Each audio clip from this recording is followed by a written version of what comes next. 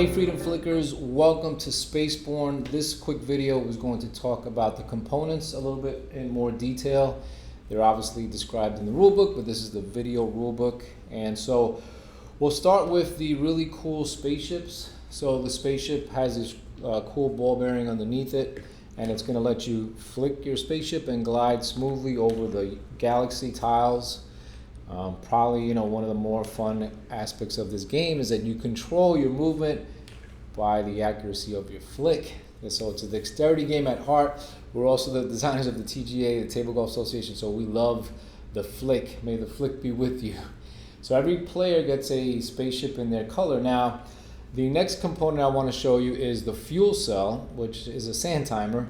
And basically everyone gets one of their color.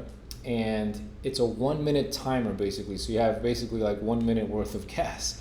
So we'll explain this more in the actions video, but when you're going to fly, you turn on your engines by turning over that fuel tank, and now you have that much time basically to navigate the galaxy before either landing on a planet, satellite, or moon, or coming across a turbulent tile. So those are your first two components that we wanted to talk about. The next one, let's just talk about the player board. I'll show you here first. So everyone again gets a player board in their color. So this is the green player board. Should I put it like this? And on the far left-hand side, you'll see 3 space helmets, because each player technically starts with 3 pilots. So you have kind of like 3 lives. So you start with your token at the topmost, a graphic showing you have 3.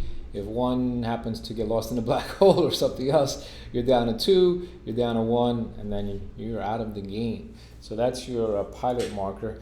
The next one is really cool. It's the red and gray fuel markers. Now, the reason why we included it in the game is because when you flip over the fuel marker, there's times in the game where you might, we call it pause and play, or if you land on a planet and you're not burning fuel anymore, you put this timer on its side.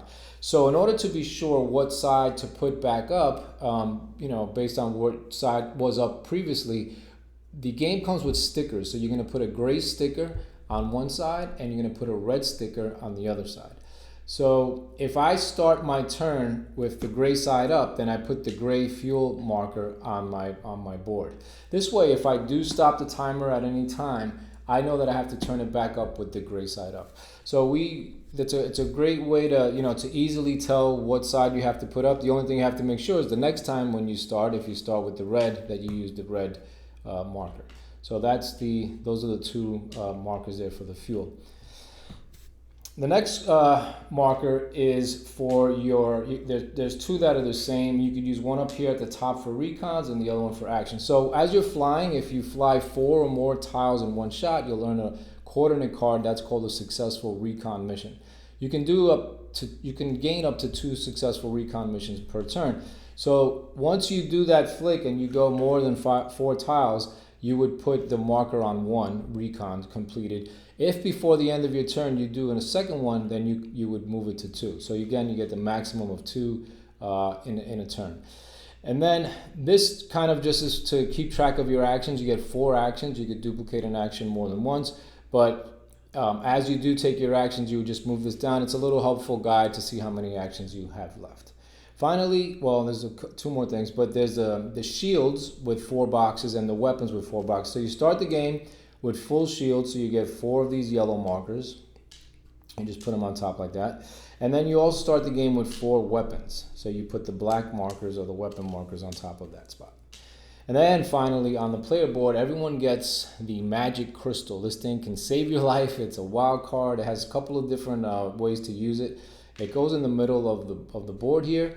And then if you use it, obviously you just take it off the board. There is a way to get it back, and we'll explain that later. Of course, your card comes with your player card. So the green player is Josiah, and Josiah is the petroleum expert. So he can use a reserve tank on his turn, or he can refuel another player. So he has they all have very unique asymmetrical abilities. There are 4 different colors: there's orange, purple, and blue. So each person has their own card and each person has their own ability. All right, so that's the player card. Now, you do get a couple of other resources. You get your flags. So each player, the green player will start with 10 flags. Each player has 10 flags in their supply. And the flags are used in the semi-cooperative part of the game where you're trying to dominate other planets and become the ruler of the universe at the end of the game. So I'm going to bring over the space tile board for a second and put it here under this camera so you can see it. So at the start of the game, each player puts one flag on their own planet. And throughout the game, you could take an action to plant the flag. If I landed, let's say, on the blue planet over here, I can now, for an action, take my flag and put it on the blue planet. We'll explain this a little bit more in the actions video. Right now, we're just really talking about the components. So that's what the flags do. Let me put this back over here. So at the start of a 4-player game, all the players will get 2 coordinate cards shuffled randomly. So you'll have this player, Josiah, starts with a green and an orange planet. You can put these face up in front of you. And each player also starts with 1 bonus card. So in this case, Josiah has a hideout card, and you just read what it says, and they're all pretty much self-explanatory. So you'll see the coordinate card deck, and that'll be, after you shuffle the cards, this will be the draw deck. There's a pirate attack deck. And so at the end of your turn, the pirates attack, and so you'll flip over these cards.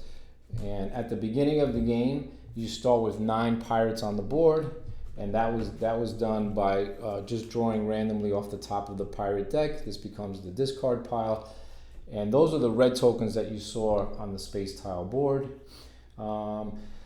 Another component that comes in the game are these pink markers. These pink markers are patrol markers. So pirate patrol markers that as an action you could put on a tile, and in a subsequent action, if the pirates attack, instead of adding a pirate token to that tile, you would remove this pirate patrol. So it's hard to play because it's just hard to have all the action to do this, but it's a very handy strategy or tactic to combat the pirates if you do get to use it. And of course, the game comes with 4 beautiful rare crystals, which you're trying to get in order to repower the black hole limiter to stop this black hole from destroying everybody. So those are your crystals. Now these would be placed on the side of the board, and you would only get one after a player finds 5 matching coordinate cards, goes to that planet, plays those cards, and then he can retrieve the crystal and bring it to the secret satellite.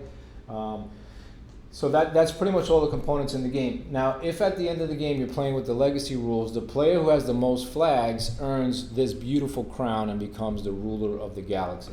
So the reason why that is so cool is because at that end of the game, there's another sticker board or paper with stickers, and they're all different rules that you can then choose one to pass that rule and then start the next game with that rule in effect for that same player. So if you're playing like with a group that plays often together, this is a great fun mechanic. It creates a legacy version of the game. So not only is this galaxy coming together randomly, and it's always a different game, but when you add these rules, you really customize it to your game group. I did miss one component here. The game comes with these markers.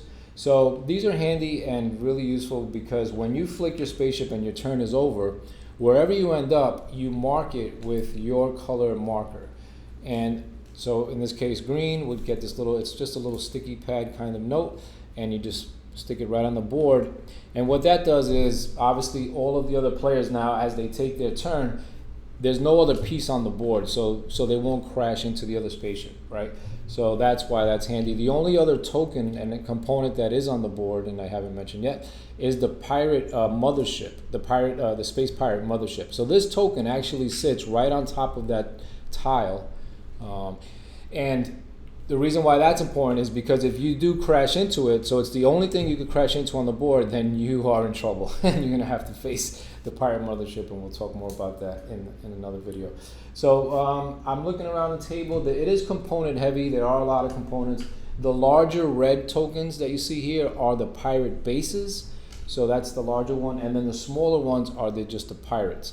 What happens is, if you have 3 pirates already on a tile and you draw a pirate attack card, instead of adding a 4th pirate, you would discard those 3 pirates, and now they build a base. And so building a base is something that you don't want. It makes everything much harder and yeah, more difficult. So that's it for the components. Obviously, they're all listed and explained in the book, but hopefully this video was able to help you a little bit more. Thanks.